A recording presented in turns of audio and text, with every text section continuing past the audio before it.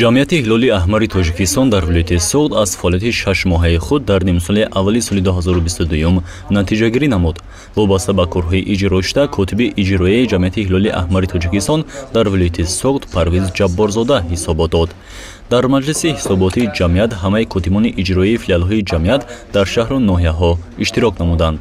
гуфта шуд ки дар ин давра котибони филиалҳои ҳилоли аҳмари тоҷикистон дар шаҳру навоҳии вилоят тавонистанд дар натиҷаи ба роҳ мондани фаъолияти меҳнатӣ ба натиҷаҳои назаррас ноил гарданд. Парвиз Ҷабборзода таъкид намуд ки дар ин давра аз ҷониби ҳилоли аҳмари тоҷикистон дар вилояти суғд ва ҳамзамон филиалҳои он дар шаҳру навоҳии вилоят якчанд чорабиниҳои хайриявию эҳсонкорӣ ташкил ва ба роҳ монда шуд. از جانب خود کارمندان فیلال جمعیت هلال احمر تاجیکستان در ولایت سوغد همگی 37 چاره‌بینی‌های گوناگون گذرانده شدند. از جمله چاره‌بینی‌های خیریوی 23 عدد که نسبت به نیم ساله اول سال 2021 11% زیاد می‌باشد. چاره‌بینی‌های فرهنگی 11 عدد و چاره‌بینی ورزشی 3 عدد را تشکیل داد. вобаста ба иҷрои интизоми меҳнат ва фаъолияти пурсамарии котиботи иҷроии филиалҳои ҳилоли аҳмари тоҷикистон дар вилояти суғд низ дар давраи 6 соли 2022 ҳисобот пешниҳод карда шуд. тавре зикр гардид, дар ин давра аз ҷониби ҷамъияти ҳилоли аҳмари тоҷикистон дар вилояти суғд ба оилаҳои ниёзманд ва камбизоат кӯмакҳои яквақтаина расонида шуда, ҳамзамон дар чандин барномаҳои оммавӣ, фарҳангӣ ва варзишӣ низ иштирок карданд. ба иттилои масъулин дар ин давра якҷо бо филиалҳои ҷамъияти ҳилоли аҳмари тоҷикистон дар шаҳру ноҳияҳои нишондодҳо ба таври пурра ба иҷро расонда шуда, ҳамаи кормандон дар асоси ойнномаи ҷамъият фаъолияти худро ба роҳ монданд.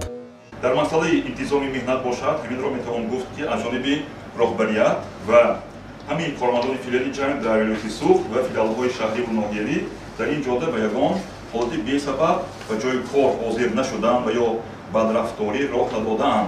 яъне тибқи шартномаи меҳнате ки дар аввали соли равон байни котиби иҷрои филиали ҷамъият дар вилояти суғд муҳтарам Парвиз Ҷабборзода ва ҳар як корманди дохилӣ ва барномавӣ ба имзо расонда шуда буд, амал намуда кӯшиш ба харҷ медиҳанд ки ба ягон хатои ё камбудиву норасоӣ роҳ надиҳанд.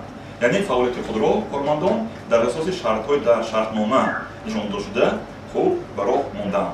барои қонеъ намудани аризаҳои муроҷиаткунандагон ҷиҳати харидории маводи хӯрока дар давраи 6 моҳи соли 2022 20 000 сомонии маблағи нақд ва 12 000 сомонии маблағ барои харидории маводи хӯрока ҷудо карда шуда ба муроҷиаткунандагон ҷиҳати расондани кӯмакҳои яквақтаина дар намуди хӯрока масраф карда шудааст.